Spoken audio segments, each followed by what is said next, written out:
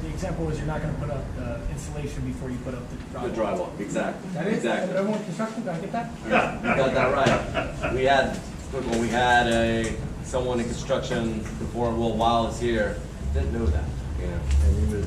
I do. Very good, sir. Very good. Very. Yes, yes. All right, so let's go for a little field trip. Since you guys got lucky, we're at like 3 different stages here, so you're gonna get to see 3 different stages. And as I'm going, ask those questions, please. You know.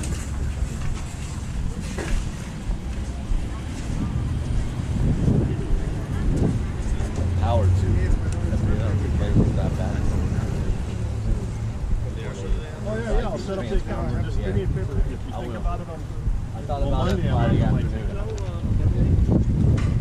Yeah, I'll give it.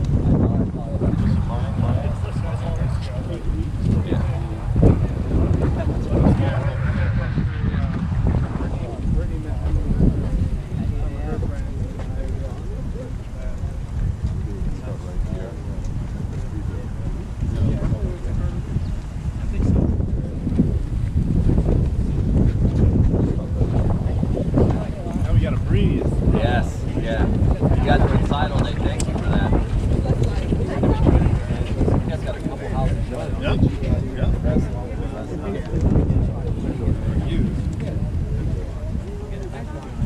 Is everyone familiar with the construction site? We got some people who aren't familiar with construction because you guys did a hell of a job today. I understand you guys did a lot of 2 houses worth of framing. So I want to thank you that, you know, for sure. All right, so we're at the infill stage. I mean the install fill stage here. Like on this site, we had a company bring it all in when they were performing the infrastructure. But on normal site, like on an infill lot where you have an empty lot here, it's not always going to be at the right elevation. So I got to bring fill in to bring it up to the elevations because we have flood zones. You know, FEMA creates flood zones, so you can see how high the pad is raised over the finished floor. Normally, you want to be 18 inches above finished floor. I mean, above the crown of the road before you start building your house on top. So it's important that you bring fill in. Once the fill comes in, you call the surveyors. They're going to pin the corners. What it means is they're going to figure out where the corners of your foundation are going to fall. They'll come out with some stakes and they'll put your corners in. And that's what you set your batter boards to, you know, your form boards to. Walk down to the next stage. Just briefly just go down this list. Yeah, I know we're all tired and stuff. So. But while I'm talking, you guys got questions, you ask for sure. I'm tired too.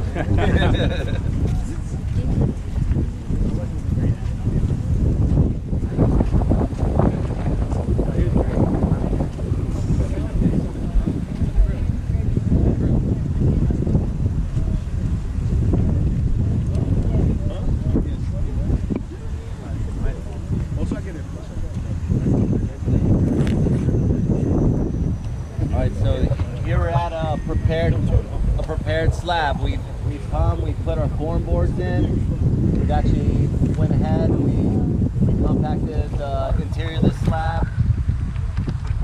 Before we finish putting the metal in there, we get all our infrastructure in. Our sewer lines, our water lines, our condensate lines, any electrical that needs to go in underground, our bomb beam.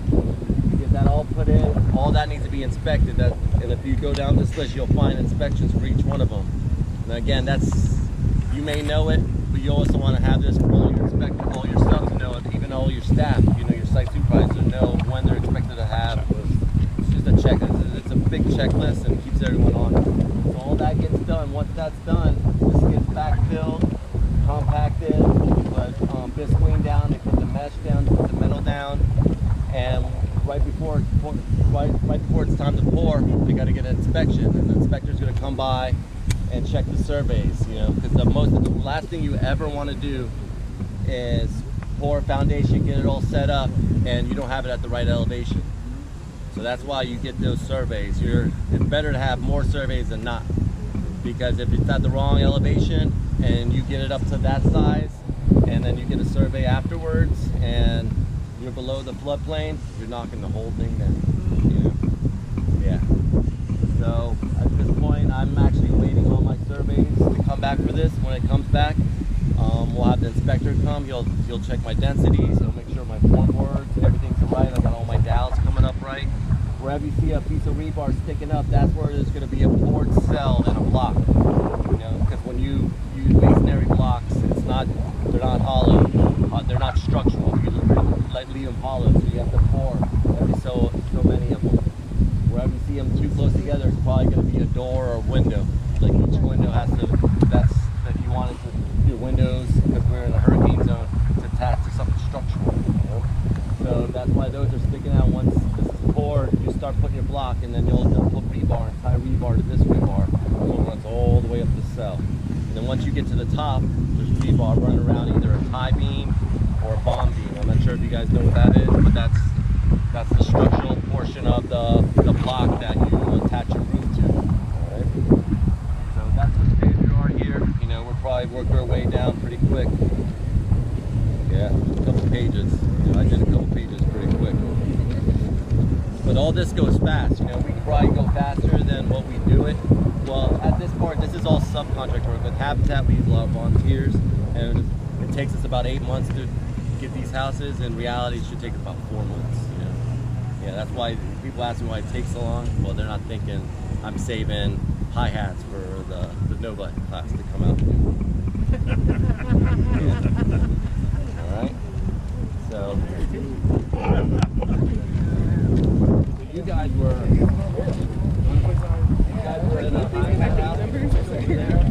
You go to that corner house over there because it's actually been framed up.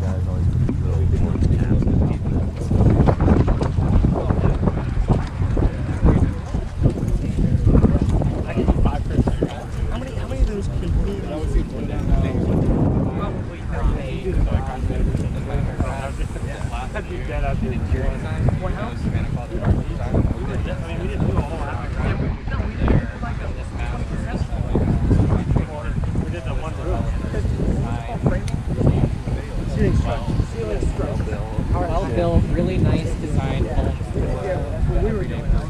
Right now, Just me and him as a team. way above. Once they're all up, the cuts are straight. We have the measurement and the cuts. Like when we look. Measurement for line and the cuts. That's why I really If you have someone get that done for you, then you read that. Have you ever been to yeah, you could come out with what you want and install here, visit, you know, a lot. Yeah, we had some. Woody's a good mentor. Woody. John Hyde. Thank you, sir. Welcome. I told Santiago. No, I would not have enjoyed that.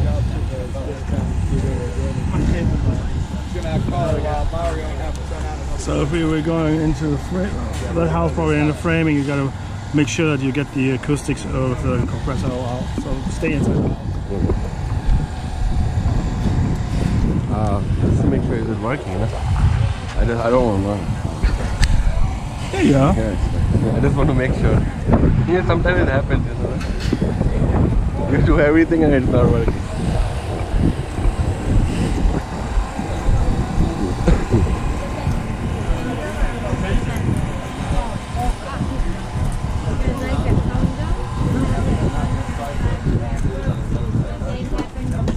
I don't know if you could just do one Saturday, but that's how it works. You do as many Saturdays as you want. Yeah, you don't have to wait to with your group. If you have it, Saturdays are kind of a tough one though. Tuesday, Wednesday, Thursday, Friday. Yeah. You gotta, yeah. You go to habitatforhour.org. I mean, we're even have one this week, so we'll talk. Yeah, have lunch with them. I gotta talk to you, I think, right? You won't get it. Well, I think there were some stragglers, that's all I'm just waiting on. Let's go, you stragglers.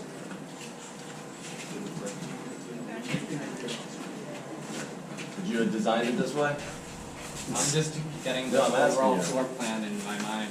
Yeah, I this would is need to see it a little bit more.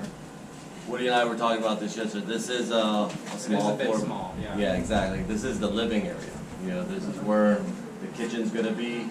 It's only a kitchen and living, there's no dining. No. There's a bar here. Dining room's Yeah. a waste of space Yeah, it's gonna be anyway. like a half. I mean, no you know, one we're not uses gonna it make a- anymore. Nobody uses but it's dining. something nice to have. Yeah, yeah. We got a little closet under the stairs, a Powder little half room bath.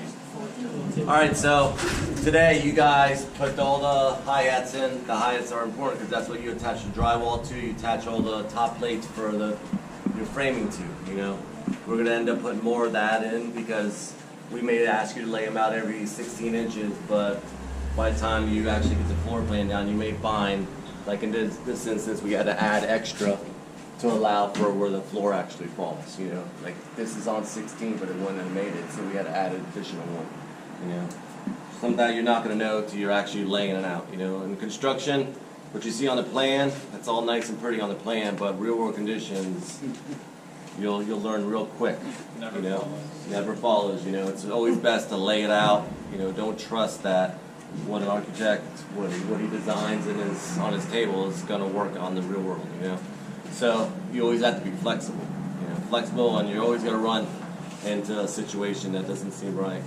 But it's that flexibility, you know.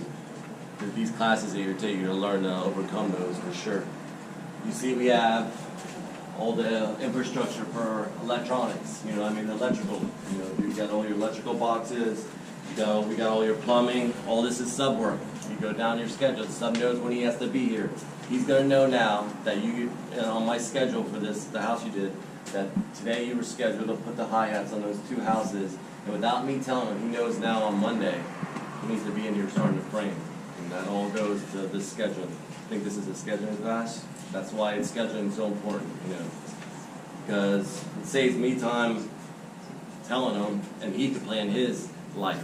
You know, he knows if I didn't give him that schedule, he might have scheduled another job for next week, and then I lose a whole week of not getting production because I didn't have this schedule produced. And like I said, things are always like Woody said earlier.